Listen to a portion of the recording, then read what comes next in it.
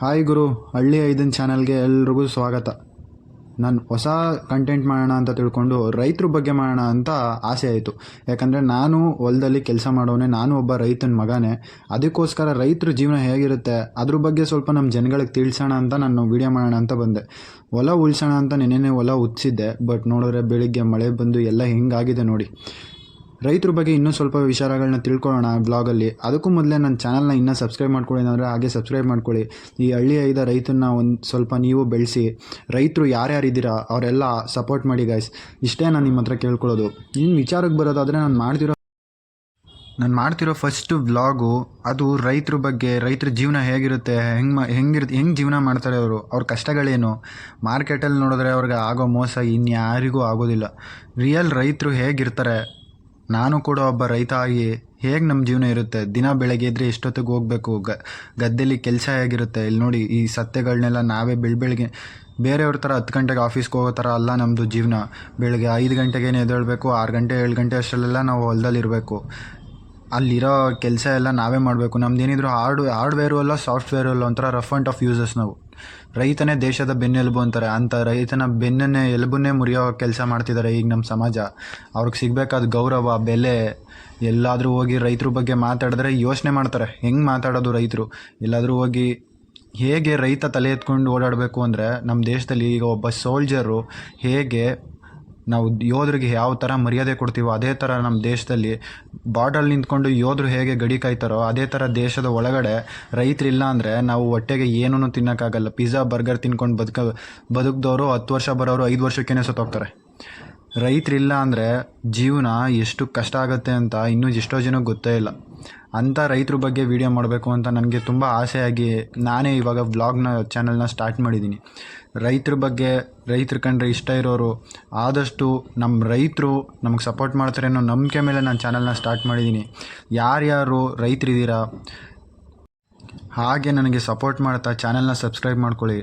ಈ ಒಬ್ಬ ಚಿಕ್ಕ ರೈತನಿಗೆ ನೀವೂ ಕೂಡ ಸಪೋರ್ಟ್ ಮಾಡ್ತೀರಾ ಅನ್ನೋ ನಂಬಿಕೆ ನನಗಿದೆ. ಅದೇ ರೀತಿ ನೋಡಿ, ನಾನು ಹೊಲದಲ್ಲಿ ಈಗ ರೀಸೆಂಟಾಗಿ ಕಬ್ಬೇನೋ ಬೆಳೆದಿದ್ದೀನಿ. ಆ ಕಬ್ಬು ಮತ್ತೆ ಈ ಕಡೆ ಹೊಲದಲ್ಲಿ ನಾನು ಬೆಳೆಯೋಣ ಅಂತ ನಿನ್ನೆ ಹೊಲ ಉತ್ತಿಸ್ದೆ. ನೋಡಿದ್ರೆ ಬೆಳಗ್ಗೆ ಮಳೆ ಬಂದು ಎಲ್ಲ ಹಾಳಾಗೋಗಿದೆ. ಈಗ ಮತ್ತೆ ಹೊಲ ಉತ್ತಿಸ್ಬೇಕು, ಅದಕ್ಕೋಸ್ಕರ ಬಂದಿದ್ದೀವಿ. ಅಲ್ಲಿ ನೋಡಿ, ಮತ್ತೆ ಹೊಲ ಉತ್ತಿಸ್ತಾ ಇದ್ದೀವಿ. ಅಲ್ಲಿ ನೊಗ ಕಟ್ಕೊಂಡು ಅಲ್ಲಿ ಹಸುಗಳ ಕೈಯಲ್ಲಿ ನೊಗ ಉತ್ತಿಸ್ತಾ ಇದ್ದೀವಿ ನೋಡಿ. ಇದು ಈ ಸೈಡೆಲ್ಲ ಕಬ್ಬು ಆಲ್ಮೋಸ್ಟ್ ಇನ್ನೇನು ಕಟಿಂಗಿಗೆ ಬಂದಿದೆ ಅಂತಲೇ ಅನ್ಕೋಬೋದು. ಬಂದಿದೆ, ನೋಡೋಣ ಯಾವಾಗ ಕಟಿಂಗ್ ಮಾಡಿಸ್ಬೇಕು ಅಂತ.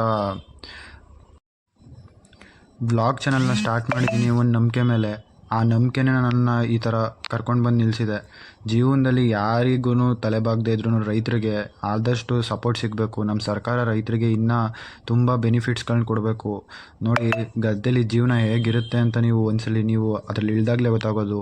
ಫಾರ್ಮರ್ಸ್ ಲೈಫು, ಹಳ್ಳಿ ಜೀವನ, ನೇಚರು ತುಂಬ ಚೆನ್ನಾಗಿರುತ್ತೆ ಅಂತ ನೀವೆಲ್ಲ ಅನ್ಕೋತೀರಾ.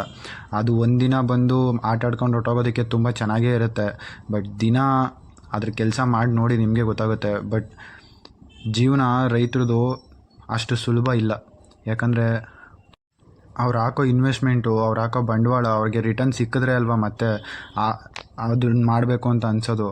ಆದ್ರೂ ಅವ್ರು ಏನೂ ಅಂದ್ಕೊಳ್ದೇ ಏನಾದರೂ ಮಾಡ್ಕೊಳ್ಳಿ ನೀವು, ನಾವು ನಮ್ಮ ದೇಶನ ಕಾಯ್ತೀವಿ ಅನ್ನೋ ಒಂದು ಕಡೆ ಯೋಧರು, ಒಂದು ಕಡೆ ರೈತರು, ಇವರಿಬ್ಬರು ಇಲ್ಲ ಅಂದರೆ ನಮ್ಮ ದೇಶ ಅಲ್ಲೋಲ ಕಲ್ಲೋಲ ಆಗ್ಬಿಡುತ್ತೆ. ಏನಕ್ಕೂ ಪ್ರಯೋಜನ ಇಲ್ಲ. ಆ ರಾಜಕಾರಣಿಗಳು ಕೋಟಿ ದುಡ್ಡೆಲ್ಲನೂ ಲೂಟಿ ಮಾಡಿ ಬಿಸಾಕ್ತಾರೆ.